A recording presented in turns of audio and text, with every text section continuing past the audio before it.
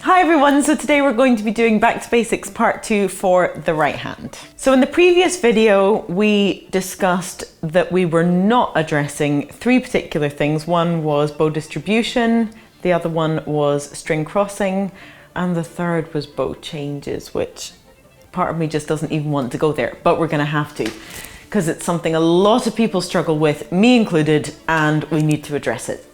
So let's start off with bow distribution. It sounds kind of fancy, but basically it is how much of the bow you use, how fast you use it, and how you distribute the bow. When we speak about bow distribution, obviously we're addressing the speed predominantly, but pressure goes hand in hand with speed, and if you don't address both at once, you end up crunching, or you don't make enough sound, or the sound is uneven. So we have to constantly be aware of both together. I'm going to take you through a load of exercises that I have been shown by many different teachers that address the issue of distributing your bow.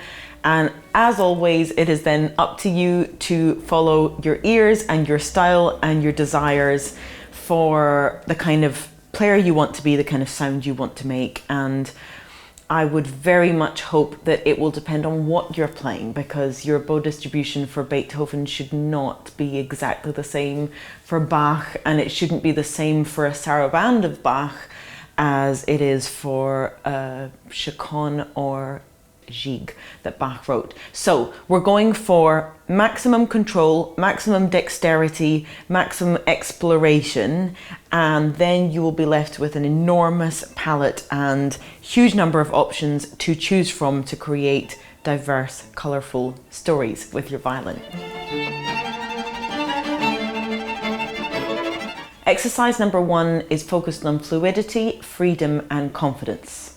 So we're going to start with open strings, always a good place to start. A string seems like the most balanced place to begin. What I am focusing on is not micromanaging the pace of my bow. What I want to focus on is a very, very basic concept. We don't want to complicate the mind or the right hand with too much information. We're going to be pulling with the down bow and pushing with the up bow. I want to show a little clip now of the wonderful violinist Rachel Podger talking about painting with the right arm. Now, I can't explain it as well as she can, so let's just watch the clip. And we're going to imagine that the hand is a brush, and we're painting an imaginary wall, which is right in front of us. And what we're aiming for is a kind of very smooth action and a very kind of creamy feel to it. And if you can imagine that you've got really thick paint on this paintbrush and you've got this wall in front of you and you don't want any bubbles in the paint. So this is a similar kind of concept. What we're going for is fluidity and confidence and freedom. I've said all of those things already. It's worth repeating. So let's just airplay a little bit. And I want you to really consider pulling down and pushing up, and pulling down and pushing up.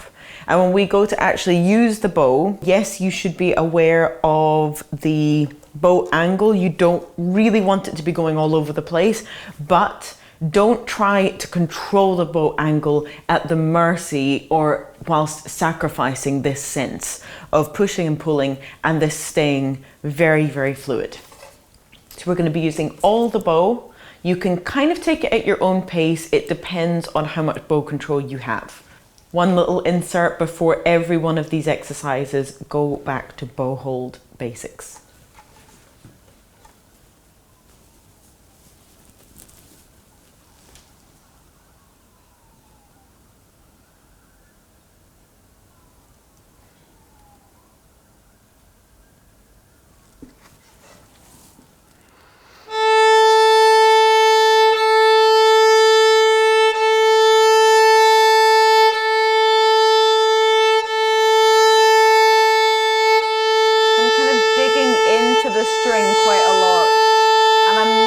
Physically stiff. It's not just like up and down bows. I'm pulling down and then pushing up.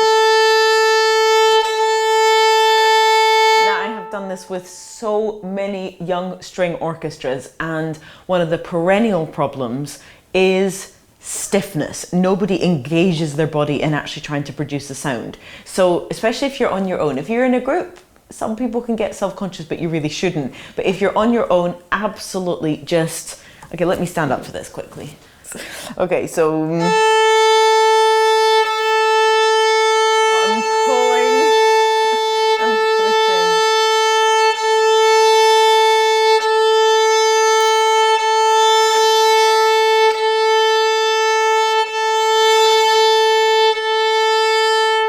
I think it would be great if any of you are watching this video and have not seen the development of sound video, it would be great to go and just look at some of the experimentation phase of that, because you'll see all of the different things that I'm doing to kind of get more resonance and then more freedom in the sound. More resonance and more freedom. You want the sound to start sort of vibrating as much as possible. So we're doing this pushing and pulling. Now that's not really bow distribution, but what that is doing is freeing everything up so that you get used to using every inch of your bow. Now it has to be said, I think close to 90% of violinists that I meet, and that's lots and lots of you, you don't use the whole bow. And it seems to be pretty scary to use the whole bow. This part up here is too heavy and clunky and makes bow changing really difficult. And this part up here is just really far away. So this exercise, you're not doing it right unless you were going all the way to down there and all the way up to the top of the bow.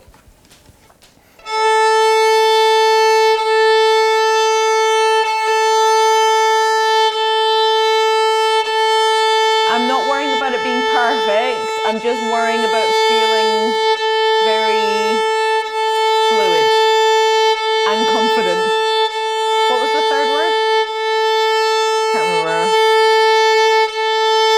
Excellent. And you'll see that I'm holding the violin in third position. That's just, for me, it's just easier. I can feel a kind of connection between this hand comforting and cradling the violin and this sinking into the string.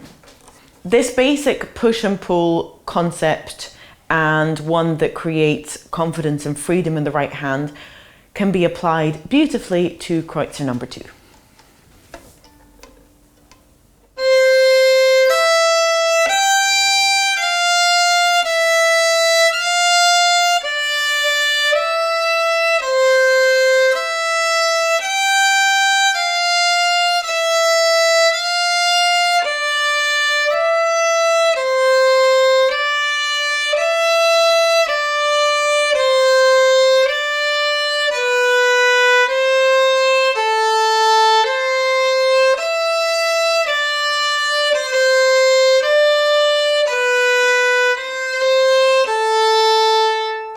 A little checklist of things that I'm thinking of.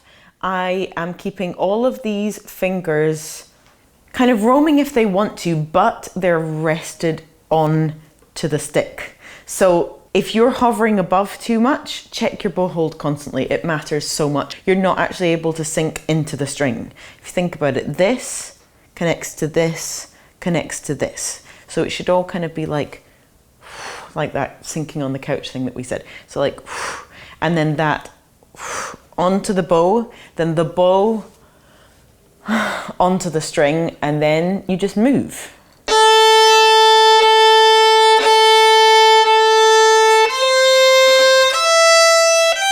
The other thing I'm trying to do is make sure that this elbow has plenty of freedom of motion. Now for some people they need to engage their elbow a lot more, some people just don't need to. Some people engage it far too much and need to kind of calm it down. Some people's are too much like this, too much like that. Just experiment with a fluidity and see how it affects your sound, positive or negative. As always, use your ears to guide you. So exercise number 2 is dividing up the bow. This exercise is exactly the opposite of the first one. So the first one is all about just being a little bit unruly and open and free and not controlling everything. This is far more considered, far more controlled, and far more specific. So this is the type of exercise you have to be really cautious and careful not to start to get tight and tense, not relaxed. Let's start with an open A string. As always, we don't want to complicate anything with the left hand. You can hold the violin here, you can hold it in first position, whatever is most stable and comfortable for you. So let's start with what I think is the easiest version of this exercise, which is divide the bow up into 4. Once you've grasped distributing the bow into 4 parts, we're going to focus a little bit more on how to attack each of those 4 strokes. So I'll just show you the exercise now.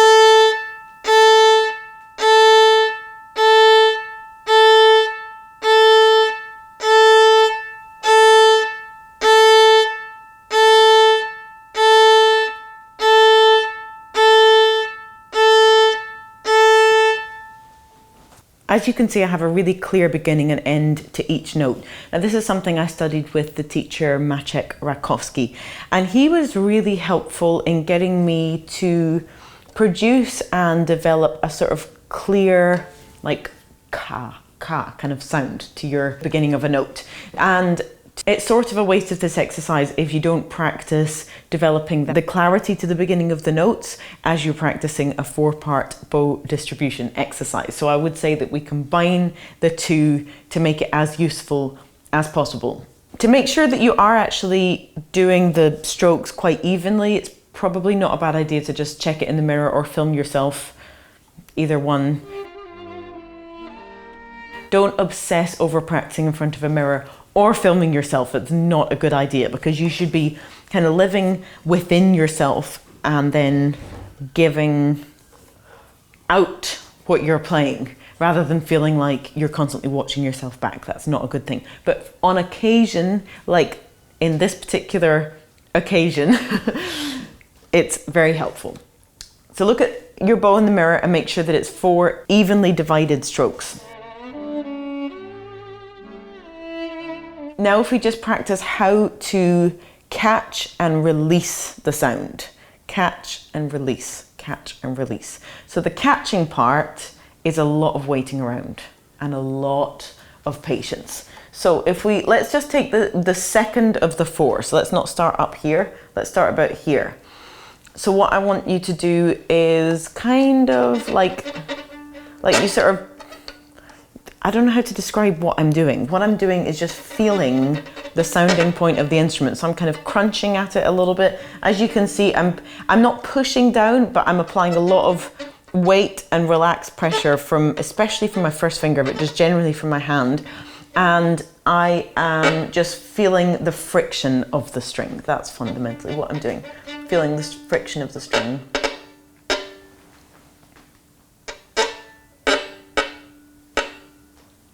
So once you've done that, you then go into like total Zen mode, and you just prepare to then release the sound. So it should be something like, so you have a really clear cut sound at the beginning, and then you just release. So again, it's not actually that different to when you put down a finger and then release it up. It's a similar kind of thing, like you release energy. So that is the same. You've kind of built up a certain resistance and then you just let it go. Yeah. So what's quite difficult to do when you do that, sometimes when you release, the bow then goes in weird directions. I practiced this with Maciej for like 2 years straight, and I never ever got very good at it. So I would strongly advise to not obsess over any of these exercises. They're good to test. They're good for you to understand and gain familiarity with a different way of attacking the string, a different way of getting articulate, clear beginnings to notes. And this is obviously predominantly an exercise for getting familiar and a better control over the 4 sections of the bow. Now we're going to go to a harder version of that, which is to divide the bow up into two. But again, what we're going to be doing is that kind of catching the string and then releasing it. And that's harder to do because you have to then travel a bit faster and therefore control a bow which wants to kind of go in all kinds of directions. I was never good at this and I practiced it. You have no idea how many hours I practiced this. Let's try. It's about halfway.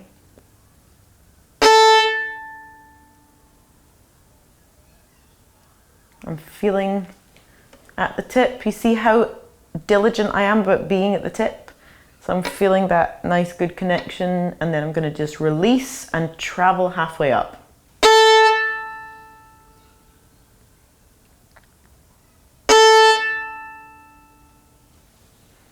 Now you can go back to some things that we did in the Back to Basics 1, which is tap all the fingers.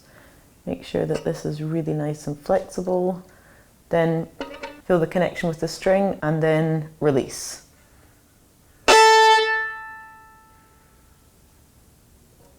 Bit of tension and then release. Do you notice how much time I am taking between each one of these? Once we get onto things like shifting and more complex things with the left hand, prepare, wait, then move. It's the name of the game.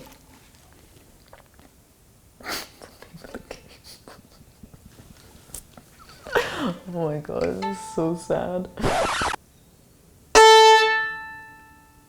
Think of everything from your shoulder, your elbow, your fingers, absolutely everything. Where your violin sits is so vitally important. So what you're seeing now is me going in all kinds of directions with this kind of, I don't know, it's like a square kind of, but everything's sort of moving as one and it's keeping its form.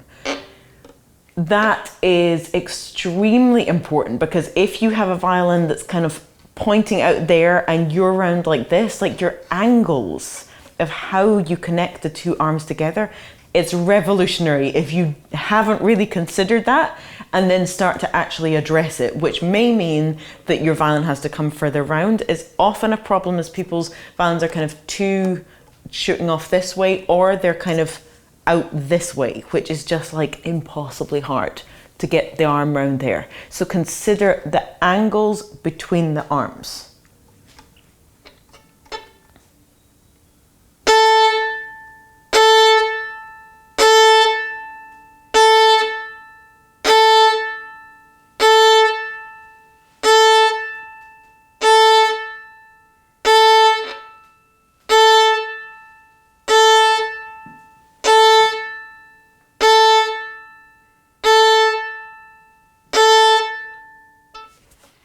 And now by far the hardest is to do a whole bow in one movement. Again, don't obsess over these exercises. Try, focus on getting them right when you do them. Don't do them for hours a day. You'll go crazy and you'll forget how to be a musician.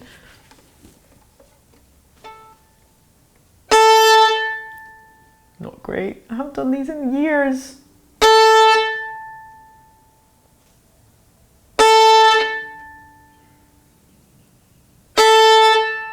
They have to be reasonably quick. It doesn't count if you go, that's much easier to do. No, it has to be like one whole release all the way to the end of the bow. And I'm testing. You get the point. So the third exercise is probably in the end the most valuable because it goes against what our tendency is, which is to use too much bow too quickly. So the third exercise I am going to credit Julian Rachlin with, and I'm also going to steal his terminology because when I studied with him I had written all over my music save, travel, save, travel, save, travel, save, travel. Oh my goodness, the number of times I heard him say that. but I'm grateful for every time he said it because it developed and altered and changed my sound a lot. So what I mean by save travel, it's pretty self-explanatory. This part of the bow and this part of the bow, as we've discussed, there are not our favorite parts of the bow. So the exercise is to force yourself to go slowly during this first eighth of the bow and to go very slowly this part of the bow. And then for the rest of the bow, you have the freedom to breathe. It is literally like holding your breath and then letting it all out. The holding the breath part is horrible, but you're so relieved when you can then breathe. Here's an example of save travel.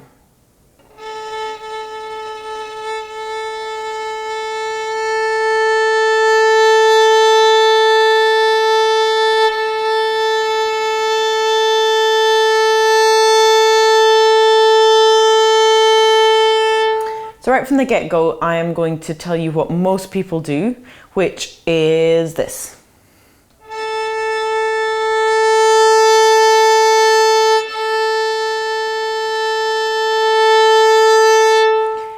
And that's not what we're going for. We're going for an absolutely smooth sound. So what does that mean? Back to our first principles about bow distribution, the pressure and the weight goes hand in hand with the speed. So we need to apply a bit more pressure to begin with, and then we lessen the pressure as we increase the speed. So sink in a little bit more, and then release and keep the bow moving, and then slow down, and then keep the bow moving. Now in, I think the first or second video, I showed at least one example of Julian Rachlin playing. If you want this exercise put into practice in performance, which is something the majority of us can do as an exercise, but not in performance, just watch videos of him playing. So I'm just going to take the second movement of Mendelssohn Concerto for the moment and demonstrate an attempt to put safe travels into practice.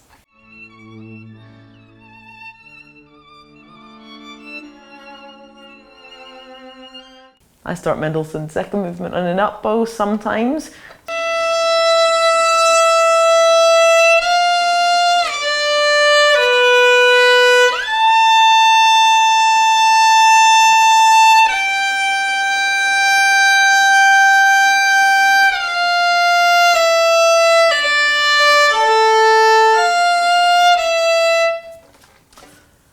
So this exercise is not only good for getting more control over those really awkward parts of the bow and for creating an even sound by shifting the weight and the speed. It's also an amazing way to allow yourself to develop a gorgeous crescendo or kind of blossom of a note that is the pinnacle of a phrase. And that's something I think a lot of the time in those moments we actually choke because we're not quite in control enough and we don't know enough what we're doing. So, I mean, there are violinists that don't need to know what they're doing and they're so instinctual that none of this information applies. But for a lot of people, the practicing and working of it does help in those moments where you want the phrase to just rise and absolutely blossom and be incredible. You have the tools to be able to control the beginning of that note and then blossom out. So having given you examples from Natasha Boyarsky, Maciej Rakowski and Julian Rachlin, I guess a summarization of my own relationship to bow distribution is that I have practiced all of these types of exercises plus several more ad nauseum. And in the end, you approach a piece, you want it to sound a certain way, you want it to express something, you do not want to be obsessing over bow techniques. It's the last thing an audience is interested in. So if these exercises work for you to develop a better sound, that is wonderful, use them. In the end, we want varied performances, we want colorful performances. So I personally would encourage you to look far and wide and end up with something that we haven't seen before. That would be great.